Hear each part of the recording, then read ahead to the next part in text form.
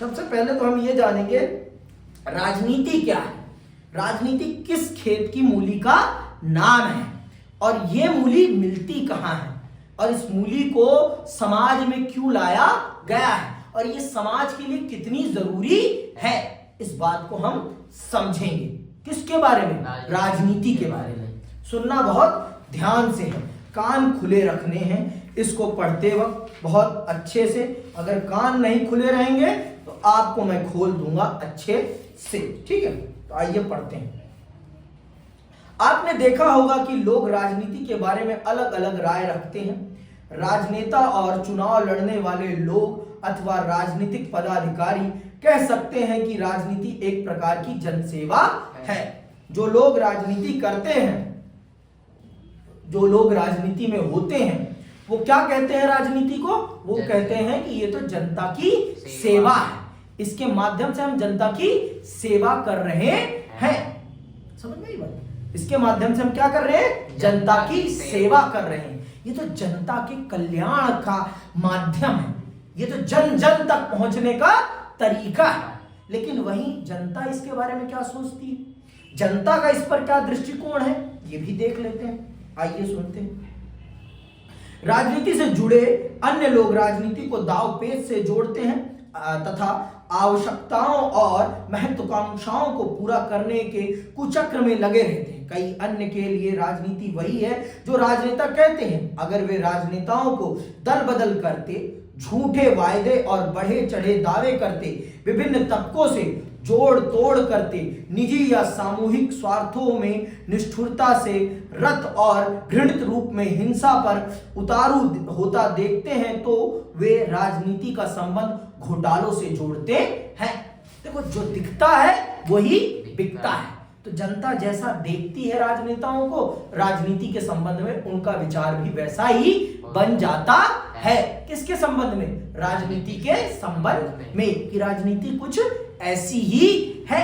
लेकिन सच में राजनीति वैसी नहीं है जैसी यहां दिखाई जा रही है। राजनीति के अलग अलग स्वरूप हैं, ये भी स्वरूप है। मैं कदापि मना नहीं करूंगा कि ये स्वरूप नहीं है, दल बदल नहीं है या घोटालेबाजी नहीं है, सब कुछ है। लेकिन इसे निर्धारित करने में इस देश की जनता की भी बहुत बड़ी भूमिका है। समझ में आई बात? जनता भी इस चीज को निर्धारित करने में एक बहुत बड़ी भूमिका निभाती है। आगे सुनो। इस तरह की सोच इतनी प्रचलित है कि जीवन के विभिन्न क्षेत्रों में जब हम हर संभव तरीके से अपने स्वार्थ को साधने में लगे लोगों को देखते हैं तो हम कहते हैं कि वे राजनीति कर रहे हैं। जब हम लोगों को देखते हैं कि वो अपने स्वार्थ के लिए अपने स्वार्थ के लिए दूसरे का हक मार रहा है या अपने आप को आगे रख रहा है, तो हम कहते हैं कि ये तो राजनीति कर रहा है, ये तो राजनीति कर रहा है।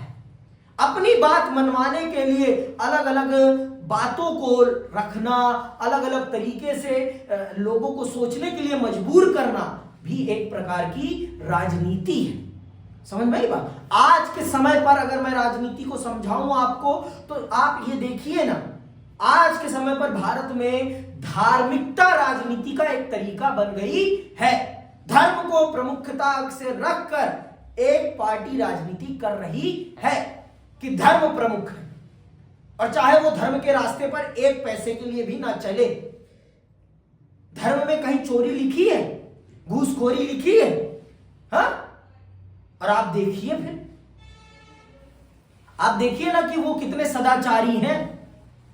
जो पार्टी सबसे ज्यादा धर्म की बात करती है वो धर्म के रास्ते पे कितना चलती है? कदापि नहीं चलती।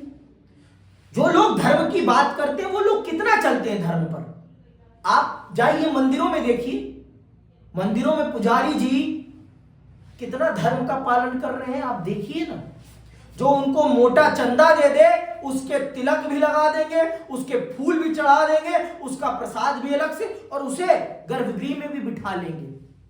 सारा खेल तो चंदे का है। और यही चीज राजनीति में भी है। लेकिन फिर भी राजनीति में आपकी भावनाओं को अपने तरफ लाने के लिए उन चीजों का भी इस्तेमाल किया जाता है जिनका कोई मतलब नहीं होता राजनीति से। समझ में आई बात? जिनका राजनीति से कोई मतलब नहीं है, अपना हित साधने के लिए अपना हित साधने के लिए कुछ भी कर लेते हैं। राजनीति में, राजनीति में सब अपना हित होता है, किसी का दूसरे का हित नहीं देखा जाता, सब अपना हित देखते हैं।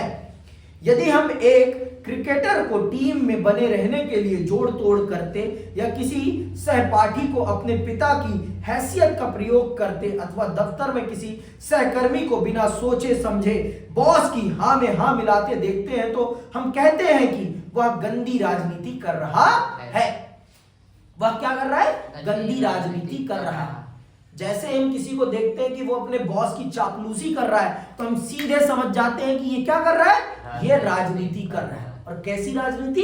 गंदी राजनीति कर रहा है। स्वार्थपरकता के ऐसे धंधों से मोह भंग होने पर हम राजनीति से हताश हो जाते हैं। हम कहने लगते हैं मुझे राजनीति में रुचि नहीं है या मैं राजनीति से दूर रहता हूं। केवल साधारण लोग ही राजनीति से निराश नहीं हैं, बल्कि इससे लाभान्वित होने और विभिन्न राजनीतिक दलों को चंदा देने वाले व्यवसायी और उद्यमी भी अपनी मुसीबतों के लिए आए दिन राजनीति को कोसते रहते हैं। देश में सब लोग अपनी समस्या के लिए राजनीति को ही जिम्मेदार ठहराते हैं, लेकिन कोई राजनीति में आने का हौसला नहीं दिखाता, क्योंकि राजनीति में आ जाओगे तो आप भी तो गालियां खाओगे ना भाई। और सब पे ये हौसला नहीं होता कि वो गालियां खा सकें बेवजह की। कभी कभी तो बेवजह की गालियां राजनेता खाते ही खाते हैं। हाँ? सड़क खराब है उसके लिए भी राजनेता गाली खाएगा, उसके लिए भी राजनेता गाली खाएगा, उसके लिए कोई म्युनिसिपल काउंसलर को कुछ नहीं बोलेगा, सड़क परिवहन विभाग को कोई नहीं बोलेगा, उन सरकारी अफसरों को कोई कुछ नहीं बोलेगा, लेकिन नेताजी को जरूर गाली दी जाएगी। तो ये तो स्वाभाविक सी बात है, क्योंकि आपकी जिम्मेदारी भी है इन चीजों को देखना और आपको इन सब चीजों को कराना आपकी जिम्मेदारी है, क्योंकि आप उसके लिए उत्तरदायी हैं। आपको उसके लिए उत्तरदायी बनाया गया है, और अगर आप उन कामों को अंजाम नहीं दे रहे तो कोई मतलब नहीं है आपके होने का। आगे सुनिए। सिनेमा के कलाकार भी अक्सर राजनीति की बुराई करते हैं। यह अलग बात है कि जैसे ही वे इस खेल में सम्मिलित होते हैं वैसे ही वे अपने को इस खेल की जरूरत के अनुसार ढाल लेते हैं। सब लोग बुराई तो करते हैं और जैसे ही इस खेल में एंट्री कर लेते हैं वैसे इस खेल के माहिर बन जाते हैं।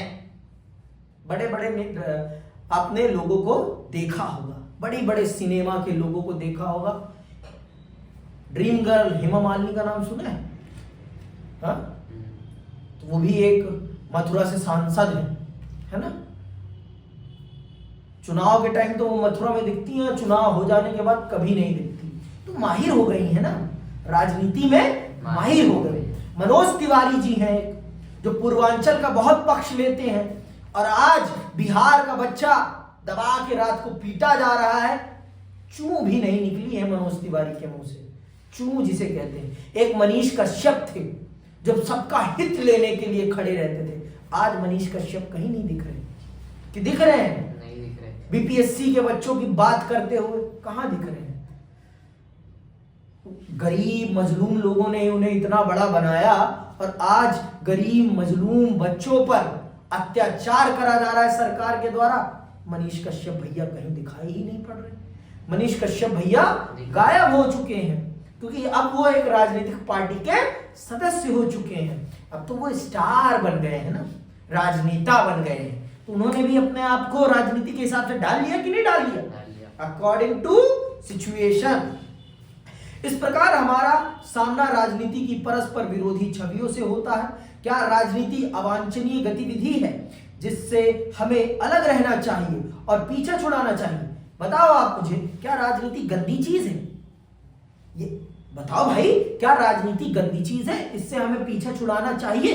कदापि नहीं।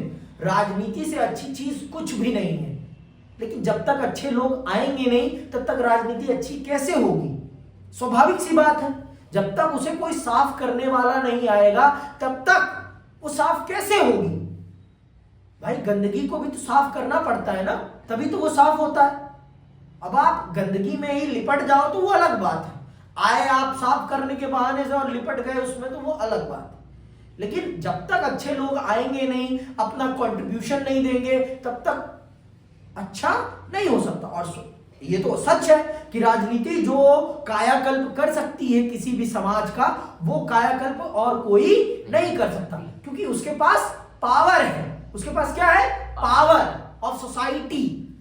उसको सोसाइटी ने वो पावर दे रखी है कि वो समाज में परिवर्तन ला सके। तो उसके पास वो पावर है और उस पावर का प्रयोग करके वो समाज में बड़ा बदलाव कर सकती है। समझ में आई बात? यह इतनी उपयोगी गतिविधि है कि बेहतर दुनिया बनाने के लिए हमें इसमें निश्चित ही शामिल होना चाहिए, अवश्य शामिल होना चाहिए। बहुत जरूरी है राजनीति में शामिल होना, बहुत ही ज्यादा जरूरी है। यह दुर्भाग्यपूर्ण है कि राजनीति का संबंध किसी भी तरीके से निजी स्वार्थ साधने के धंधे से जुड़ गया है। हमें समझने की जरूरत है कि राजनीति किसी भी समाज का महत्वपूर्ण और अविभाज्य अंग है, जिसे बांटा नहीं जा सकता वैसा अंग है। अगर आप राजनीति को समाज से अलग करेंगे, समाज ही अलग हो जाएगा, समाज ही नहीं रह पाएगा। अगर समाज बनाए रखना है तो राजनीति होना बहुत जरूरी है। बिना राजनीति के समाज की कल्पना नहीं की जा सकती है। राजनीति समाज का अविभाज्य अंग है, अविभाज्य अंग जो बांटा नहीं जा सकता। आगे सुनो, महात्मा गांधी इस पर क्या कहते हैं। महात्मा गांधी ने एक टिप्पणी की थी कि राजनीति ने हमें सांप की कुंडली की तरह जकड़ रखा है और इससे जूझने के सिवाय कोई अन्य रास्ता नहीं है।